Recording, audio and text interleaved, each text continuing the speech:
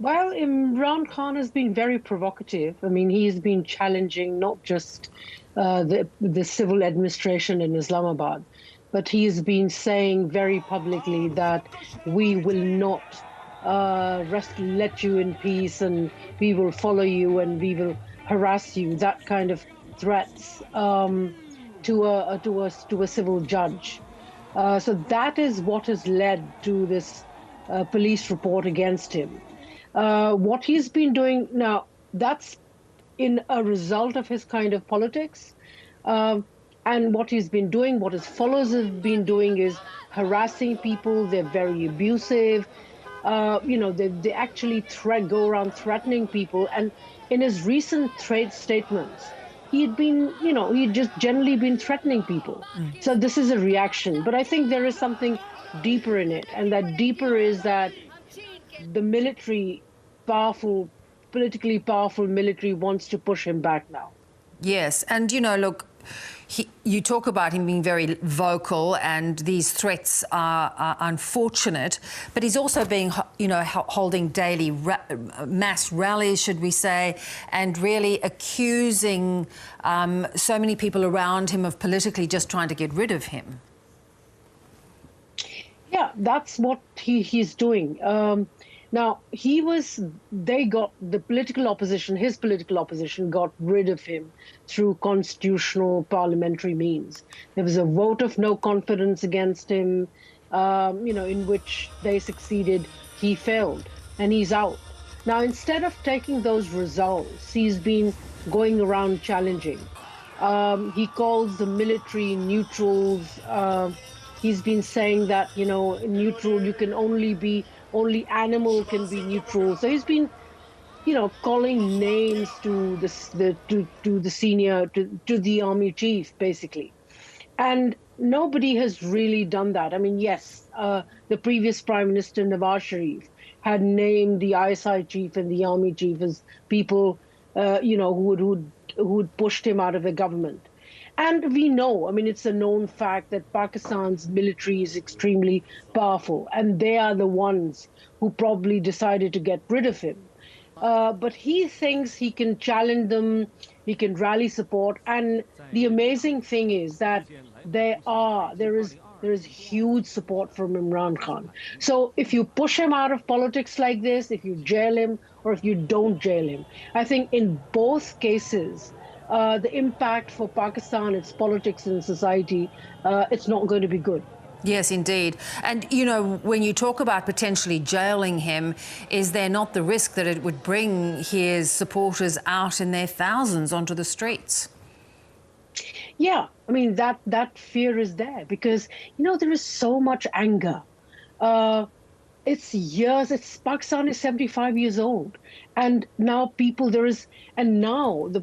issue is that about 60% or more than 60% population is under 35. This is what I call the metaverse generation.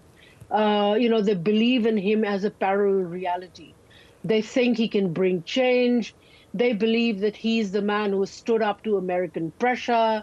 They really look up to him. And this is a very angry generation that has the capacity to come out.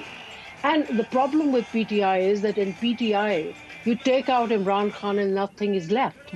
So if there's going to be, without leadership, if you're going to have people out on the street demonstrating, protesting, I think that is going to be ugly. It's not going to be nice.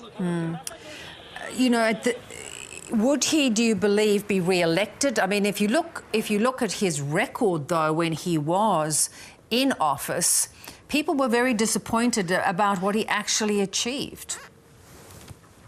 Yes, but, what has happened is that he has come at a time when Ukraine hit the world, including Pakistan.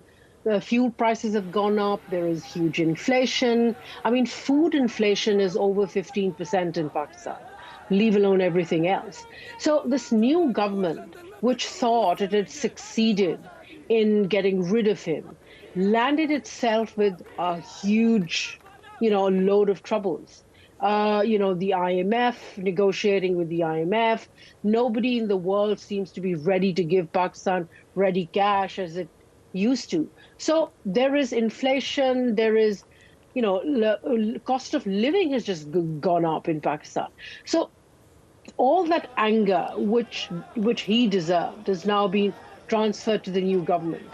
They're angry. They feel that had he been there, things would have been better, that he didn't really compromise in the face of IMF pressure. So he has emerged as a new hero. I mean, he would have been a villain, but what we see is he is the new hero. Yeah, and he believes he would win another election. Would the military allow that?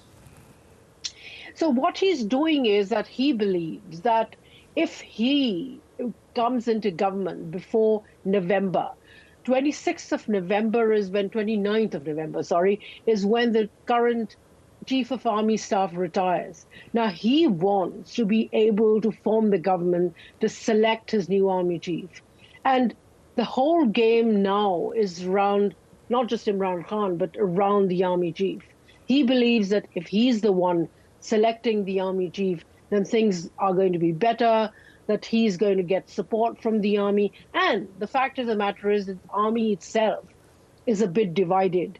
I mean, the junior cadres are very supportive of Imran Khan. The echelons, they do real politics. So, they are going to support whatever benefits them. But that's where the game stands at the moment. Yeah, which is a dangerous game in a sense. So these charges are being brought, but do you think they'll be followed through on? Do you expect to see him in jail?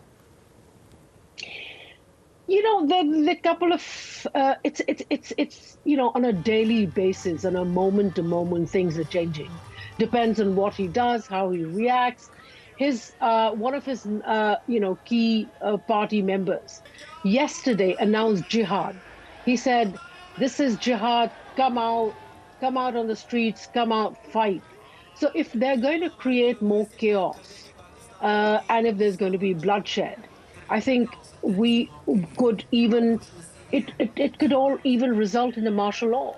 I think one thing which the army has decided, they're not going to let him come this time around.